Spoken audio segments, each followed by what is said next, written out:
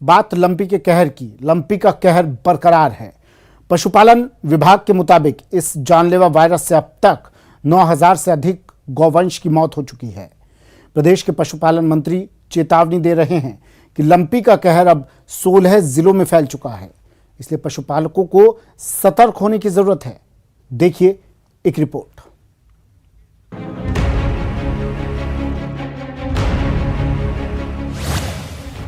गौवंश पर लंपी का कहर बरकरार।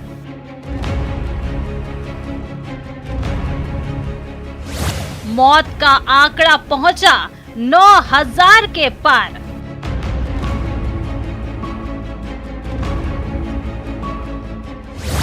समाधान के लिए गंभीर है सरकार। दवा पूरी तरह से सरकार फ्री देगी, वैक्सीनेट करेगी और एक जन जागरण का अभियान है। ये पशुपालकों को और गौशालाओं को अवेयर करने की बात है, उसमें पूरी भागीदारी।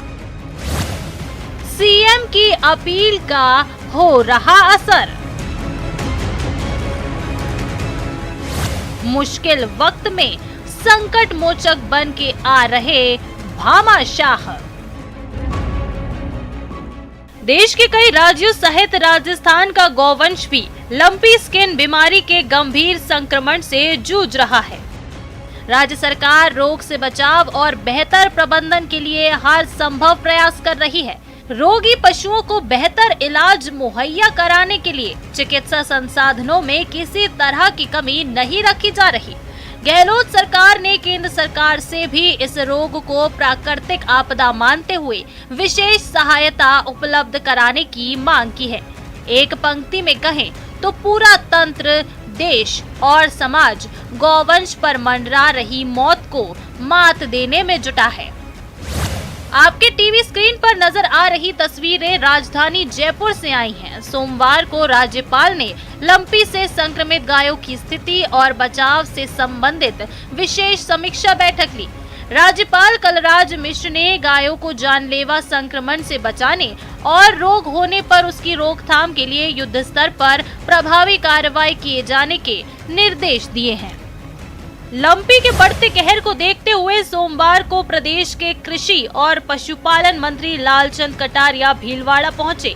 यहां उन्होंने शाहपुरा और बनेड़ा में स्थित गौशालाओं का निरीक्षण किया और खतरनाक वायरस पर काबू पाने के सरकार के प्रयास का जिक्र किया।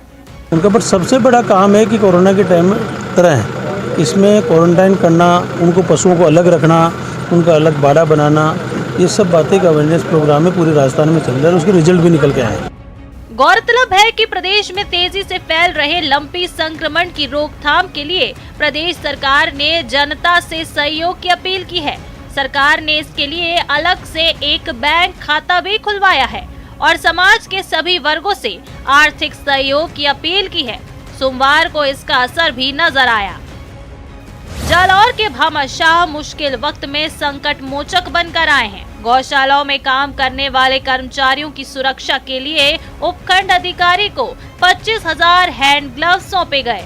जिस तरीके से प्रदेश की गायों लगातार जो संक्रमित हो रही है, ऐसे में जो गौशालाओं के लेकर व्यवस्थाएं देख रहे हैं, उनके लिए ग्लव्स की व्यवस्था की है। यहाँ पर भामाशाहों की तरफ से 25,000 जो ग्लव्स है वो गायों के अंदर जो व्यवस्था देख रहे हैं कर्मचारियों को वितरण किए जाएंगे। ये आज जो तमाम प्रकार के ग्लव्स है भामाशाहों की तरफ से भीनमाल उपखंड कार्यालय के अंदर एसडीएम को सुपुर्द किया, उसके बाद तमाम गौशालाओं में भेजे जाएंगे। सरकार भी कह रही है कि लोगों को उसमें बढ़ चढ़कर सहयोग में हिस्सा लेना चाहिए, तो उसी को देखते हुए हमारे भीनमाल विधानसभा क्षेत्र के भागल सेप्ता के निवासी भव सिंह जी के सुपुत्र जो बाहर प्रवास में व्यवसाय करते हैं, उन्होंने कोरोना के समय भी मदद की थी और आज जब गायों को जरूरत पड़ी है तो उन्होंने 25,000 ग्लव्स, ताकि गायों को नहलाने में, इस बीमारी में गायों को अधिक से अधिक स्नान करवाने की जरूरत रहती है उन दवाई के माध्यम से, तो वो सहयोग के लिए इन्होंने 25,000 ग्लव्स आज प्रशासन को सुपुर्द किए।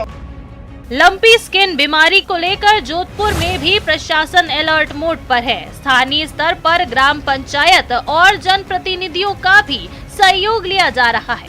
आधिकारिक रूप से 19,000 से अधिक गौवंश के प्रभावित होने की बात कही जा रही है। जोधपुर जिले में 1300 से अधिक गौवंश की मौत बताई गई है।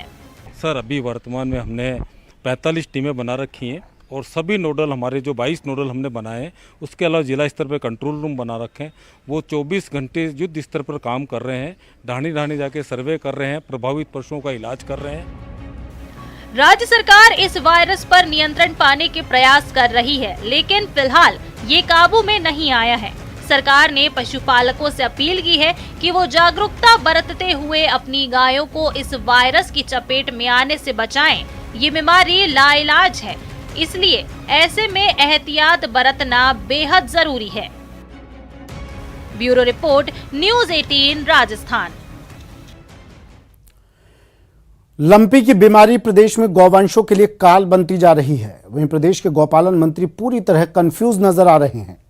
जैसलमेर आए प्रदेश के गौपालन मंत्री प्रमोद भाया जैन ने कहा कि लंपी डिजीज की रोकथाम में वैक्सीनेशन का कोई फायदा नहीं है। उन्होंने कहा कि संक्रमित होने के बाद सिर्फ देसी इलाज ही काम आता है। हालांकि अपनी ही बात को पलटते हुए प्रमोद भाया ने कहा कि दवाइयों और संसाधनों की कोई कमी नहीं है। जहां जहां रिक्वायरमेंट है वहां लंपी बचाव के लिए वैक्सीनेशन किया जा रहा है। इतना ही नहीं, काऊ सेज की बात पर भी प्रमोद भाया जैन पल्ला झाड़ते हुए नजर आए।